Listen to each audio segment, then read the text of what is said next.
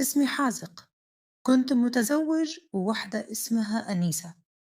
كان عندي أخ عمره 19 سنة، وأبويا وأمي متوفين الله يرحمهم. مرت سنة على زواجي، وزوجتي كانت آية في الجمال والأخلاق، مهتمة فيني وفي كل تفاصيلي. أبوي ما ترك لنا إلا بيت شعبي صغير، مساحته مرتين وقديمة مرة، وما كان عندنا فلوس نرممه أو نبنيه من جديد. أخويا بدأ يشتغل في بيع البرجر على عربية في الشارع. في البداية الشغل كان واقف، فقلت له: يا أخويا اترك هالشغلة، تعب وحر في الشوارع، وكلام الناس ما يرحم، بيقولون خريج ثانوية ويبيع برجر، وفوق هذا الشغلة مو ماشية. لكن هو راح لزوجتي وطلب منها تسوي له صوص خاص بخلطتها السرية اللي هي بس تعرفها. ومن يوم بدأ يحط الصوص، البرجر حقه انشهر في الحارة كلها، وصار عليه طلب مو طبيعي.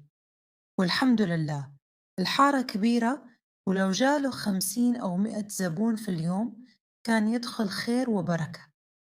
بيتنا كان يهرب موية يسرب وقت المطر. فأخوي أول ما مسك فلوس من تعبه راح وضبط غرفتي أنا أولا. قلت له: ليه ما بدأت بغرفتك أنت؟ البيت غرفتين بس، أبويا بناها لنا عشان نعيش سوا. قال لي: يا أخوي أنت معك زوجتك، صعبة تتنام والموية تنزل فوق راسها، هي غريبة عنا وجات بيتنا وأمانة عندنا، لازم نكرمها. كنت فخور فيه وبأخلاقه وشغله، صار يدخل مبالغ أكثر من راتبي في الوظيفة. أخويا كان يتعب مرة من الوقفة والشغل طول اليوم، وأنا كنت أداوم أوفر تايم وأرجع متأخر بالليل. أخويا كان ينام في الحوش عشان الغرفة حر. لما كنت أرجع كنت أجلس معه وأسأله عن يومه، وهذا واجبي تجاه أخويا الصغير. بس أخويا بدأ يقول لي كلام غريب. قال لي: تخيل يا أخوي، أنا مرتاح لأن زوجتك ما تقصر معي، والله إن مساجها لرجولي يجنن. أنا انصدمت. قلت له: هنا وش تقول؟ قال: إي والله توني مسوي مساج عندها، ودهنت رجولي بزيت لين راح التعب. تدري جرى العربية طول اليوم يهد الحيل، بس هي ما قصرت، والحين بنام مرتاح. أنت محظوظ بهالزوجة، جمال وطبخ وأخلاق. أنا ضاق صدري مرة وما عجبني الكلام. زوجتي ما قد سوت لي مساج، أنا كيف تسوي لأخوي؟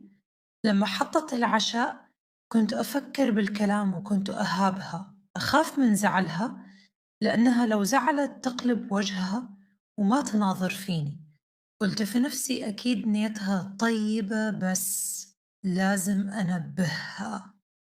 كلمتها بكل هدوء وذوق: يا بنت الناس، لو أخوي تعبان وسويتي له مساج لرجوله كثر خيرك، بس تكفين لا تعودينه على كذا عشان ما ياخذ وجه والناس ما تتكلم علينا.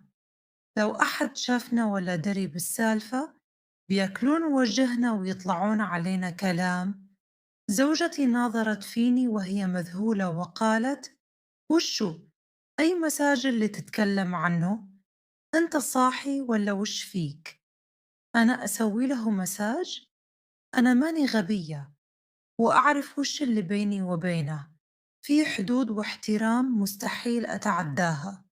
حتى كاسة الموية لما أعطيه إياها أنتبه إن يدي ما تلمس يده، وإذا جيت أحط الأكل أتغطى وأعدل طرحتي، وأوقف بعيد عنه 4 أمتار وأسأله: كم حبة تميس تبي؟ أسوي لك شاهي؟ بس هذا اللي يصير بيننا، ما قد صار بيننا أي كلام فاضي. أصلا مين في بالبيت أكلمه غير الجدران؟ أنت ترجع بالليل وتنام، حتى همومي ما أقدر أقولها لك، والحين جاي تقول لي مساج ورجول؟ خير إن شاء الله. أنا لحس مخي ارتبكت من كلامها. أخوي كان يتكلم بثقة وكأنه صادق. قلت لها: طيب ليه هو يقول كذا؟ هنا عصبت وقالت: يعني أنا كذابة؟ قلت لها: لا والله حشاك، يمكن هو يستهبل أو يمزح مزح بايخ. المهم، جلست ساعة أراضيها لين طاب خاطرها. والجميلة إذا زعلت الدنيا تسود بوجهك. أنا ما أتحمل زعلها. إذا زعلت يضيع تركيزي في الشغل وأحس الدنيا مقفلة بوجهي. لما رضت ارتحت، وجبت لها هدية سلسال ذهب فيه لؤلؤة صغيرة مرة، بس شكلها ذوق. فرحت فيها وقالت لي: هذه اللؤلؤة عندي بالدنيا، وما راح أفسخها من رقبتي طول عمري. أخوي رجع مرة ثانية يرمي كلام غريب، بس أنا طنشته وقلت في قلبي: هذا إنسان مريض ومزحه ثقيل. وقلت له: خلاص فكنا، أنا تعبان وبنام. كنت واثق في زوجتي لأنها ما قد طلبت مني شيئا فوق طاقتي، وكانت صابرة معي على كل شيء، حتى موضوع الخلفة الأطفال. رحنا لدكاترة وقالوا لازم علاج للاثنين، والعلاج غالي مرة. قلت لها: نصبر سنة لعل الله يرزقنا، وإذا ما صار شيء نتسلف ونبدأ علاج. قالت لي بكل رضا: اللي يكتبه الله بيصير، والدكاترة مو بيده شيء، أنا معك وبصبر معك. ومرت الأيام لين جاء ذاك اليوم الأسود. رجعت البيت ولقيت الصدمة. زوجتي مو فيه. استغربت، ما قالت لي إنها بتطلع. رحت لبيت أهلها بعيد 15 دقيقة وسألت عنها. قالوا: ما جتنا، عسى ما شر. خفت وقلت لهم: أكيد هي عند جيرانها، لا تقلقون. بس أنا من داخل كنت بموت من الخوف. الدنيا ليل وهي ما تطلع هالوقت، ولا لها علاقة بأحد بالحارة. دورت عليها ساعتين، وجاء أخوي وكان باين عليه التعب وساعدني في التدوير. سألت بزارين أطفال كانوا يلعبون كورة في السكة: شفتوا أحد دخل أو طلع؟ قالوا: لا ما شفنا أحد، بس قبل شوي سمعنا صوت هواش وصراخ في بيتكم، كأنه رجال وحرمة يتذابحون مثل هواش سليم وعياله. أنا جمدت في مكاني. مين اللي كان يهاوش زوجتي في البيت؟ أخوي توني شايفه وجاي من بعيد وواضح عليه كرف اليوم كله. طيب مين اللي كان داخل بيتي؟ أنا ما كنت بالبيت. طيب مين اللي كان يهاوش زوجتي؟ دورت عليها في كل مكان وما لقيتها.